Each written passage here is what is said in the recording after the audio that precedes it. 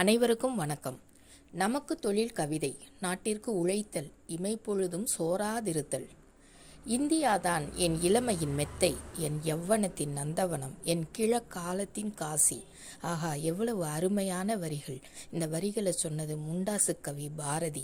பாரதியாரை பற்றி தான் இன்றைக்கி நம்ம பார்க்க போகிறோம். இவரை பற்றி பார்க்குறதுக்கு நிறைய விஷயங்கள் இருக்குது. இது வரைக்கும் சப்ஸ்கிரைப் பண்ணலைன்னா மறக்காமல் சப்ஸ்கிரைப் பண்ணி பெல் பட்டனை கிளிக் பண்ணிவிட்டு வாங்க, வீடியோக்குள்ளே போகலாம். பாரதியார், இவருடைய இயற்பெயர் பார்த்தீங்கன்னா சுப்பிரமணியன் சுப்பையா அப்படின்னு கூப்பிடுறாங்க. பெற்றோர் சின்னசாமி ஐயர், லக்குமி அம்மாள், மனைவி செல்லம்மாள். இந்த விஷயங்கள்லாம் நிறைய பேருக்கு நல்லாவே தெரியும். ஊர் எட்டயபுரம், தூத்துக்குடி மாவட்டத்தில் இருக்குது. திருநெல்வேலி இந்து கல்லூரியில் இவர் என்ன பண்ணியிருக்காரு, 5ஆம் வகுப்பு வரை படித்திருக்கார் அப்படின்னு சொல்கிறாங்க. அலகாபாத் சர்வ கலாசாலையில் சமஸ்கிருதத்தையும் இந்தியையும் படித்து தேர்ச்சி பெற்றிருக்கிறார். பணி அப்படின்னு சொல்லி பார்த்தீங்கன்னா மதுரை சேதுபதி பள்ளியில் தற்காலிக தமிழ் ஆசிரியராக வேலை பார்த்திருக்கிறார். இவருக்கு சிறப்பு பெயர்கள் பார்த்திங்கன்னா நிறைய இருக்குங்க. இந்த சிறப்பு பெயர்கள் எல்லாமே பழைய கொஸ்டின் அப்படின்னே சொல்லலாம். ஒவ்வொரு சிறப்பு பெயரும் ஒவ்வொரு காலகட்டத்தில் நமக்கு டிஎன்பிஎஸ்சியில் வந்திருக்கு. மகாகவி, தேசிய கவி, விடுதலை கவி, உலக கவி, செல்லிதாசன், செல்லி வேலை கொண்ட பற்று காரணமாக இவரை செல்லிதாசன், முன்னறி புலவர், புதுக்கவிதையின் தந்தை, 20ஆம் நூற்றாண்டின் விடிவெள்ளி, பைந்தமிழ் பாவலன், கவிராஜன், செந்தமிழ் தேனி, சிந்துக்கு தந்தை, பைந்தமிழ் தேர்ப்பாகன், தற்கால இலக்கியத்தின் விடிவெள்ளி, பாட்டுக்கொரு புலவன், இதோட முண்டாசு கவி அப்படிங்கிறதையும் நம்ம சேர்த்துக்கலாம். இது எல்லாமே பாரதியாருடைய சிறப்பு பெயர்கள். இவர் நிறைய இதழ்களில் வேலை செஞ்சுருக்காரு. இது பார்த்திங்கன்னா ஒரு பாட புத்தகத்தில் இவர் பணியாற்றிய இதழ்களை பற்றி ஒரு பாடமே வந்திருக்கு.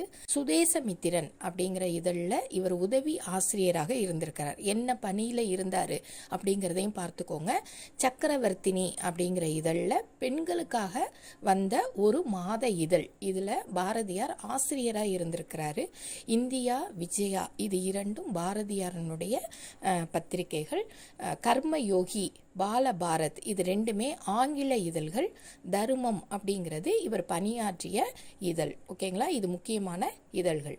இது எல்லாமே நீங்கள் நல்லா மைண்டில் வச்சுக்கணும். இது எல்லாமே பாரதியாரை பற்றி படிக்கக்கூடிய ஒன்னொன்றுமே டிஎன்பிஎஸ்சி கொஸ்டின் அப்படின்னு நினச்சி தான் படிக்கணும். ஓகேங்களா, இவருடைய முதல் கவிதை, இவர் எழுதின கவிதை எந்த இதழில் வந்துச்சுன்னா விவேக பானு அப்படிங்கிற இதழில் வந்துச்சு. அந்த கவிதை என்ன அப்படின்னு பார்த்தீங்கன்னா தனிமை இரக்கம். ஓகேங்களா, மதுரை சேதுபதி உயர்நிலைப் பள்ளியில் தமிழ் ஆசிரியராக வேலை பார்த்துருக்காரு. இவருடைய அரசியல் குரு அப்படின்னு கேட்டிங்கன்னா பால கங்காதர திலகர். இவர் தன்னுடைய அரசியல் குருவாக திலகரை ஏற்றிட்டு இருக்காரு. பாரதி அப்படிங்கிற பட்டம் யார் கொடுத்தது அப்படின்னு கேட்டால் எட்டயபுர சமஸ்தான புலவர் கொடுத்தது. ஏன்னா அந்த எட்டயபுர அரசவையில் இவர் நிறைய போட்டிகளில் கலந்துக்கிட்டு எல்லாத்துலேயும் இவர் முதன்மையாக இருந்ததுனால அவருக்கு அந்த பாரதி அப்படிங்கிற பட்டம் கொடுத்ததா சொல்லப்படுது.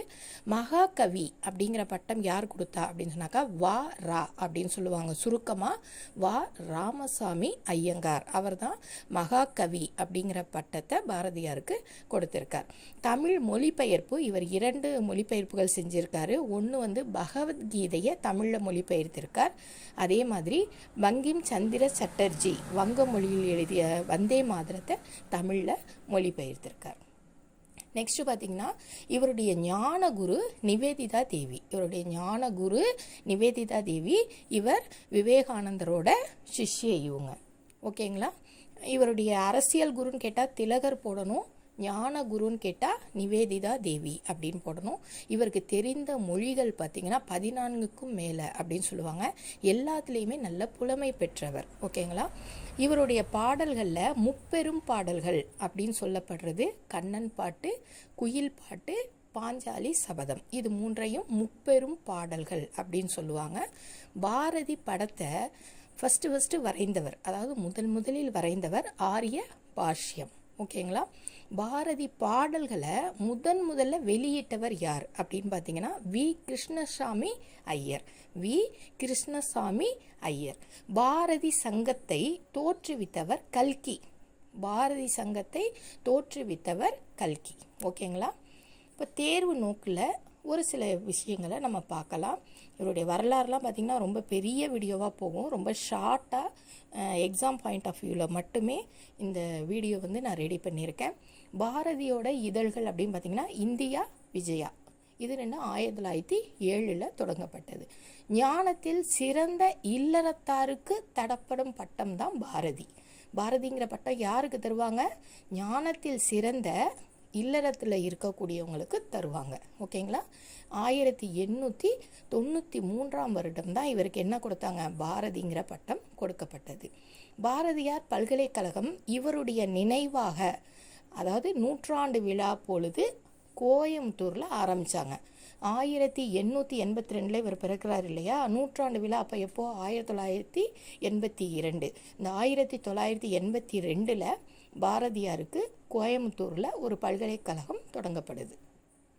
பாரதியின் புது கவிதைகளின் முன்னோடி, இவர் புது கவிதைகள் எழுதுறாரு இல்லையா? அதற்கு முன்னோடியாக இவர் யாரை சொல்கிறாருன்னா வால்ட் விட்மன். ஓகேங்களா? வால்ட் விட்மன் இவருடைய கதைகள், இவருடைய புது கவிதைகளில் பாரதிக்கு நிறைய நாட்டம் உண்டு.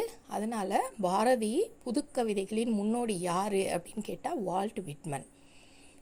முதலில் கவிதையில் சுயசரிதம் எழுதியவர் பாரதி. சுயசரிதம் எல்லாரும் எப்படி எழுதுவாங்க? ஒரு உரைநடையாக எழுதுவாங்க இல்லையா? கவிதையில் சுயசரிதம் எழுதியவர் யாருன்னா பாரதி. ஆங்கில கவிஞர் ஷெல்லி மீது கொண்ட காதலால் செல்லிதாசன் அப்படின்னு தன்னுடைய பெயரை அழைத்து கொண்டார். பாரதியின் பாடல்களை முதலில் மக்களுக்கு அறிமுகம் செய்தவர் சு. நெல்லையப்பர். பாரதியோட பாடல்களை முதலில் மக்களுக்கு அறிமுகம் செய்தவர் சு. நெல்லையப்பர். வசன கவிதையை அறிமுகம் செய்தவர் யாருன்னா பாரதியார். வசன கவிதையை அறிமுகம் செய்தவர் பாரதியார்.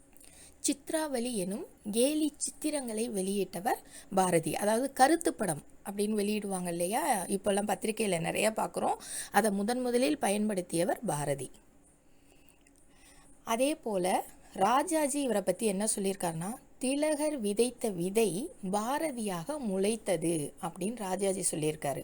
ஏற்கனவே நம்ம பாரதியோட அரசியல் குரு திலகர் அப்படின்னு சொல்லி நம்ம பார்த்துருக்கோம். அப்போ திலகர் விதைத்த விதை பாரதியாக முளைத்தது அப்படின்னு சொன்னது யாருன்னா ராஜாஜி. மனைவி செல்லம்மாவை தன்னோட பாட்டில் அவர் எப்படி சொல்கிறாருன்னா கண்ணம்மா, வள்ளி இந்த மாதிரி பெயர்களில் பாடுறார். பாஞ்சாலி சபதம் பாடிய பாரதி அப்படின்னு ஒரு நூல் இருக்குது. இந்த நூலை எழுதினவர் ராஜம் கிருஷ்ணன் அப்படிங்கிறவங்க எழுதியிருக்காங்க. பத்திரிகையில் நம்ம ஒரு செய்தி பார்க்குறோம் அப்படின்னாக்கா அதுக்கு எல்லாத்துக்குமே நம்ம டைட்டில் வைக்கிறோம், அதாவது ஹெட்லைன்ஸ் வைக்கிறோம் இல்லையா? அந்த ஹெட்லைன்ஸை முதல்ல அறிமுகப்படுத்தியவர் பாரதின்னு சொல்லுவாங்க. தன் இதழ்களில் செய்திக்கு தலைப்பிடும் முறையை அறிமுகப்படுத்தியவர் பாரதியார். இந்த தலைப்பிடலை அவர் என்னன்னு சொல்கிறாருன்னா மகுடமிடல் அப்படின்னு சொல்கிறாரு. தலைப்பிடல் என்னன்னு சொல்கிறாரு? மகுடமிடல் அப்படின்னு சொல்கிறாரு. அதே மாதிரி இந்தியா அப்படிங்கிற இதழ் இருக்கு இல்லையா? அந்த இதழை சிவப்பு வண்ணத்தாளில் அச்சிட்டார். ரெட் கலர் பேப்பரில் என்ன செஞ்சார்? அச்சிட்டார். ஓகேங்களா? இவ்வளவும் பார்த்திங்கன்னா ரொம்ப முக்கியமான இம்பார்ட்டண்ட்டான பாயிண்ட்ஸ் இது எல்லாமே. பாரதியை பற்றி பாரதிதாசன் என்ன சொல்லியிருக்காரு? நிறைய பேர் சொல்லியிருந்தாலும் ஒரு 2 பேரை பற்றி மட்டும் நம்ம பார்க்கலாம். பாரதியை பற்றி பாரதிதாசன் சொன்னது: நீடு துயில் நீக்க பாடி வந்த நிலா, காடு கமழும் கற்பூர சொற்கோ, சிந்துக்கு தந்தை, செந்தமிழ் தேனி, புதிய அறம்பாட வந்த அறிஞன், மரம்பாட வந்த மறவன் அப்படின்னு சொல்லிட்டு பாரதிதாசன் பாரதியை புகழ்ந்து கூறுகிறார். இப்போ பாரதியை பற்றி நாமக்கல் கவிஞர் என்ன சொல்லியிருக்காரு அப்படின்னு பார்க்கலாம். பாட்டுக்குறு புலவன் பாரதி அப்படின்னு சொல்லியிருக்காரு. அதே மாதிரி பாரதி அப்படிங்கிற அந்த பேரை நினைச்சாலே அந்த சுதந்திரத்தோட ஆவேசம், அந்த கோபம் நமக்கு சுருக்குன்னு ஏறும் அப்படின்னு சொல்லியிருக்காரு. பாரதியை நினைத்திட்டாலும் சுதந்திரத்தின் ஆவேசம் சுருக்கென்று ஏறும் அப்படின்னு சொல்லியிருக்காரு. இந்தியன் நான் என்றிடும் இருமாப்பு உண்டாகும் அப்படின்னு சொல்றாரு. நான் இந்தியன் அப்படிங்கிற அந்த உணர்வு உண்டாகும் அப்படின்னு சொல்லிட்டு நாமக்கல் கவிஞர் சொல்லியிருக்கார். இவருடைய பாரதியோட பாடல்களில் நம்ம மேற்கோள்கள் அப்படிங்கிறது ரொம்ப முக்கியம். ஆனால் பார்த்தீங்கன்னா இந்த மேற்கோள்கள் நிறைய இருக்குது. சரியா? இந்த மேற்கோள்கள் அப்படிங்கிறது எங்கே இருந்து வேணாலும் வரலாம். பாரதிங்கிறது ஒரு மிகப்பெரிய ஒரு டாபிக் அப்படின்னு தான் சொல்லணும். எல்லா விதமான மேற்கோள்களையும் நம்ம பார்த்துக்கணும். சாதாரணமாக பார்த்தீங்கன்னா, செந்தமிழ் நாடென்ற போதினிலே இன்பத்தேன் வந்து பாயுது காதினிலே, பாரதியார் சொன்ன ஒரு மேற்கோள். தமிழ் சொன்னாலே காதில் தேன் வந்து பாயுதுங்கிறாரு. யாமறிந்த மொழிகளிலே தமிழ் மொழி போல் இனிதாவதெங்கும் காணோம் அப்படின்னு சொல்கிறாரு. இது யாரால் சொல்ல முடியும்னு பார்த்தீங்கன்னா நிறைய மொழிகள் தெரிஞ்சவங்களால தான் சொல்ல முடியும். இவருக்கு நிறைய மொழிகள் தெரியும். அப்படிங்கிறதுனால இத்தனை மொழிகள் பார்த்ததில் தமிழ் மொழி தான் இனிமையாக இருக்குது அப்படின்னு சொல்லியிருக்காரு. ஜாதிகள் இல்லையடி பாப்பா, குல தாழ்ச்சி உயர்ச்சி சொல்லல் பாவம், மாதர் தம்மை இழிவு செய்யும் மடமையை கொளுத்துவோம் அப்படின்னு சொல்லியிருக்காரு. பெண்களை இழிவுபடுத்தக்கூடாது அப்படிங்கிறத சொல்லியிருக்காரு. அதே மாதிரி பார்த்தீங்கன்னா காதல் காதல் காதல் காதல் போயின் சாதல் சாதல் சாதல் அப்படின்னு எழுதியிருக்காரு. தர்மத்தின் வாழ்வுதனை சூதுக்கவும் தர்மம் மறுபடியும் வெல்லும் அப்படின்னு சொல்கிறாரு. இறுதியாக தர்மம் தான் ஜெயிக்கும் அப்படின்னு சொல்கிறாரு. எல்லோரும் ஓர் குலம், எல்லோரும் ஓரினம், எல்லோரும் இந்நாட்டு மன்னர் அப்படின்னு சொல்லியிருக்கார். காக்கை குருவி எங்கள் ஜாதி, நீல் கடலும் மலையும் எங்கள் கூட்டம் அப்படின்னு சொல்லியிருக்கார். தண்ணீர் விட்டா வளர்த்தோம் கண்ணீரால் காத்தோம் அப்படின்னு சொல்கிறாரு. தண்ணீர் விட்டா வளர்த்தோம் கண்ணீரால் காத்தோம், இதெல்லாம் சுதந்திர போராட்டத்தப்ப சொல்லப்பட்ட வரிகள். ஓடி விளையாடு பாப்பா அப்படின்னு பாப்பாவுக்கும் ஒரு பாட்டு எழுதியிருக்காரு. இந்த பாடல்லாம் உங்களுக்கு நல்லாவே தெரியும்.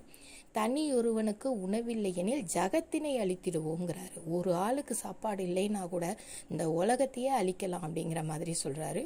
ஒன்றுபட்டால் உண்டு வாழ்வுன்னு ஒற்றுமையை பற்றி சொல்கிறாரு. வெள்ளி பனிமலையின் மீதுலாவும் மேலை கடல் முழுதும் கப்பல் விடுவோம் அப்படின்னு சொல்லுவார். அதாவது வஉசி கப்பல் விடும்போது எழுதப்பட்ட ஒரு சுதந்திர போராட்ட பாடல்கள். இந்த மாதிரி இன்னும் நிறையா இருக்குது. நிமிர்ந்த நன்னடை, நேர்கொண்ட பார்வை அப்படின்னு பெண்களுக்காக பாடப்பட்ட பாடல் இருக்குது. மனைவியை கண்ணம்மாவாக நினைத்து பாடப்பட்ட பாடல்கள் இருக்குது. காணி நிலம் வேண்டும் அப்படின்னு சொல்லிட்டு ஒரு வீடு வேணும், அந்த வீடு எவ்வளோ அழகாக இருக்கணும் அப்படிங்கிறதுக்கு பாடல்கள் இருக்குது. இந்த மாதிரி எல்லா மேற்கோள்களையும் ஒரு தடவை நீங்கள் படித்து வச்சுக்கணும்.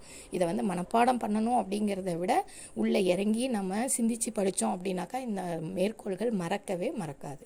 ஓகேங்களா? நெக்ஸ்ட் பார்த்தாக்கா படைப்புகள். இவர் என்னென்ன நூல்கள் எழுதியிருக்கார்? கண்ணன் பாட்டு, குயில் பாட்டு, பாஞ்சாலி சபதம், ஞானரதம், சந்திரிகையின் கதை, தராசு, புதிய ஆத்திச்சூடி. முப்பெரும் காவியங்கள் அப்படிங்கிறது கண்ணன் பாட்டு, குயில் பாட்டு, பாஞ்சாலி சபதம். முப்பெரும் பாடல்கள் சொல்லலாம், முப்பெரும் காவியங்கள் அப்படின்னு சொல்லலாம். இவர் எழுதிய உரைநடை இலக்கியங்கள் அப்படின்னு பார்த்தீங்கன்னா ஞானரதம், சந்திரிகையின் கதை, தராசு. ஓகேங்களா? இவருடைய புனை பெயர்கள் என்னென்ன அப்படின்னு பார்க்கலாம். சி சு பாரதி, சரஸ்வதி, சாவித்ரி, பிஞ்சு காளிதாசன், கிருஷ்ணன், வேதாந்தி, நித்திய தீரர். ஓகேங்களா? மகாகவி தினம் செப்டம்பர் 11. மகாகவி தினம் அவருடைய பிறந்த நாளான செப்டம்பர் 11ஆம் தேதி கொண்டாடப்படுகிறது. பாரதி கவிதைகள் மற்றும் கட்டுரைகளின் தொகுப்பு மனதில் உறுதி வேண்டும். பாரதி கவிதைகள் மற்றும் கட்டுரைகளின் தொகுப்பு மனதில் உறுதி வேண்டும். உலக தமிழ் சங்கங்களின் ஒத்துழைப்போட பாரெங்கும் பாரதி அப்படிங்கிற பொருளில் நிகழ்ச்சிகள் நடத்தப்படும் அப்படின்னு சொல்லிட்டு நம்முடைய முதலமைச்சர் ஸ்டாலின் அவர்கள் சொல்லியிருக்காங்க. பாரெங்கும் பாரதி அப்படின்னா என்ன அர்த்தம்னா எங்கும் பாரதி அப்படின்னு அர்த்தம். பள்ளி கல்லூரி மாணவர்களுக்கான மாநில அளவிலான கவிதை போட்டிகள் நடத்தி பாரதி இளம் கவிஞர் விருது வழங்கப்படும் அப்படின்னு சொல்லியிருக்கார். பாரதி வாழ்ந்த உத்தரப்பிரதேச மாநிலம் வாரணாசி வீட்டை பராமரிக்க நிதி வழங்கப்படும் சொல்லியிருக்கார். பாரதி நினைவாக பெனாரஸ் இந்து பல்கலைக்கழகத்தில் தமிழியல் துறை இருக்கை அமைக்கப்படும் அப்படின்னு சொல்லி பிரதமர் மோடி அவர்கள் தெரிவிச்சிருக்கார். பாரதியை பற்றி தமிழ் சார்ந்து என்னென்ன விஷயங்கள் வேணுமோ அது எல்லாத்தையும் ஒரு கோர்வையாக நான் இந்த வீடியோவில் கொடுத்துருக்கேன் அப்படின்னு சொல்லி நினைக்கிறேன். இவருடைய வாழ்க்கை வரலாறு அப்படின்னு பார்க்கும்போது நிறைய சுதந்திர போராட்டத்தில் இவருடைய பங்கு அதெல்லாம் உங்களுக்கு அந்த லைனில் வரும். தமிழை பொறுத்தளவுக்கு இது ஒரு கோர்வையான ஒரு வீடியோவாக இருக்கும். எல்லாத்தையும் கொஞ்சம் நிறுத்தி நிதானமாக நல்லா மெமரி பண்ணி வச்சுக்கோங்க. நிறைய கொஸ்டின் இதில் டிஎன்பிஎஸ்சிக்கான கொஸ்டின்ஸாக இருக்குது. ஓகேங்களா? இந்த வீடியோ உங்களுக்கு பிடிச்சிருந்தா லைக் பண்ணுங்கள், ஷேர் பண்ணுங்கள், மறக்காமல் சப்ஸ்கிரைப் பண்ணுங்கள். நெக்ஸ்ட்டு ஒரு வீடியோவில் உங்களை மீட் பண்ணுறேன். தேங்க்ஸ் ஃபார் வாட்சிங்.